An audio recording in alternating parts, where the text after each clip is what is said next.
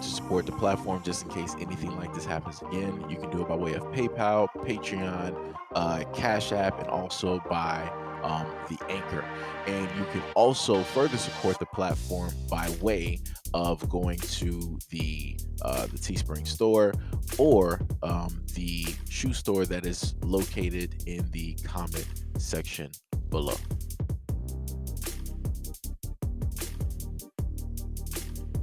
In February 2020, Area Roman, 33, while traveling on Chicago's public transit train, walked from one train car to another. That is all. For this action, 2 officers assigned to Chicago's mass transit unit chased him and tackled him on the train platform before one of them opened fire. The unarmed man was shot twice. The video was so outrageous even the mayor weighed in, calling it extremely disturbing. The FBI was subsequently called in to investigate, and multiple videos were released showing what amounts to little more than attempted murder by 2 of Chicago's finest. A year and a half later, Officer Melvin Bagard was finally been charged with aggravated battery with a firearm and official misconduct for shooting Roman. However, a little over a year after that, and Bagard was quietly acquitted last month. A Cook County judge acquitted Officer Melvin Bagard on all the felony charges faced by Bagard. The officer's attorney argued that Bagard fired in self-defense as the unarmed Roman walked away from him. Bagard surrendered to police and appeared in bond court on Thursday, where she was immediately released on a $10,000 bond. As part of the investigation, COPA released more than a dozen more videos, including a clearer and longer cell phone video and surveillance footage showing just how unnecessary Roman's shooting was. Though COPA released multiple body cameras from officers who responded after the shooting, they conveniently omitted the body cameras from Bagard and Butler, most likely because it showed an attempted murder by one of their officers. One does not need these videos, however, to conclude that what happened was nothing short of attempted murder. When the original video was released in February of 2020, it prompted outrage, as it should have. When the true reason for Roman's detainment came to light, there was even more backlash after it was discovered he had merely violated a minor city ordinance that says citizens cannot move to a different train car. He didn't even commit a criminal offense. Despite posing no threat whatsoever to these officers, they continued to escalate force. As the video shows, when the 2 officers tackled Roman, he never once attempted to harm them. Never once did Roman swing or punch at the officers or attempt to grab their guns. Instead, the man simply tried to get away from 2 armed people attempting to kidnap and cage him over a minor ordinance violation. Video shows that after appearing to deploy tasers and pepper spray to subdue Roman, the man repeatedly says, "I didn't do nothing to you guys." According to one of Roman's attorneys, Gloria Schmidt Rodriguez, Roman was left with debilitating injuries. Dario was unarmed, and the officers knew he was unarmed. He also did not commit a crime. It was a city ordinance violation. The officers, who are trained, should have relaxed and chilled and taken time, called backup. The notion that an officer would shoot her service revolver twice is astonishing. After he was shot, police charged Roman with resisting arrest and narcotics possession. However, once the video went viral, Interim Police Superintendent Charlie Beck asked prosecutors to drop the case, and prosecutors obliged. So I want to start this off by saying that it's pretty sad that this happened to him. I watched the video, and there was no reason for her to decide that, okay, well, I'm going to stand my ground and try to Alec Baldwin this guy. She delivered 3 hits to the man, and luckily he survived. The lawyer again stated in the article that, his life is forever changed, and the injuries that he have, they're quite debilitating. Um, the way that they treated him was as if he wasn't even a person. Um, and then the interesting part, to try to hide what took place, was that when you were able to see what was on the ground, they specifically flipped his body in order to cover that. Now, note, this is a guy who was just wounded twice by an officer, and he was unarmed. He had his back directly turned. He was not provoking. He wasn't antagonizing. He was trying to get away from the situation.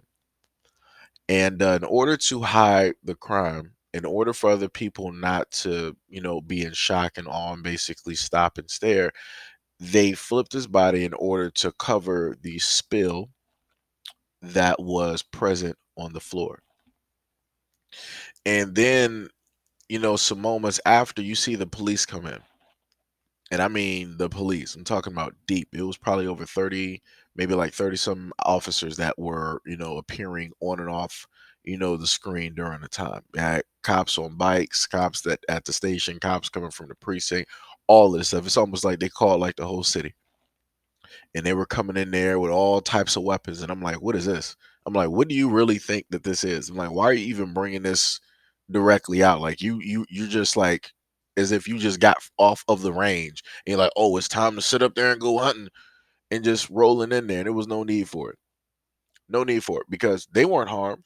But yeah, you were coming in there even though he was the one that was armed. You were coming armed to the teeth. And you saw the officers as soon as she was, moving away from the scene. You saw about like 4 to 5 officers corner her off to a corner and basically start talking to her, all this other type of stuff. Like I said, that's that blue wall. That's them in a sense coaching her, telling her, hey, don't say nothing, don't open your mouth. It's okay, it's all right. We're gonna take care of it. Don't worry about it. You're probably gonna have, some time off to recuperate and all this other type of stuff. Then, everything will be, right back to normal and yada yada. Like I said, they were more than likely just coaching her directly in that corner. Because the ones that were there, they've probably done the exact same thing or been through that exact same scenario with a partner or seen it. And you saw them in a sense have more care for her versus the guy that was still on the ground that was hurt. It's crazy. Like I keep telling people, the moment in time that y'all decide to allow these things to keep taking place, you're going to have everything that's been happening to black people that you've enabled, that you have allowed, that you have laws basically written. All of this is going to come back onto you, is going to come back onto your people, directly or indirectly. And as you can clearly see, that's what took place. And it was another headline that I saw where they were like, oh, the media, skipped over this, where these two, black officers, did this to a unarmed Caucasian man. And I'm like, I guess they did because, you know, it is what it is. That's how I look at it.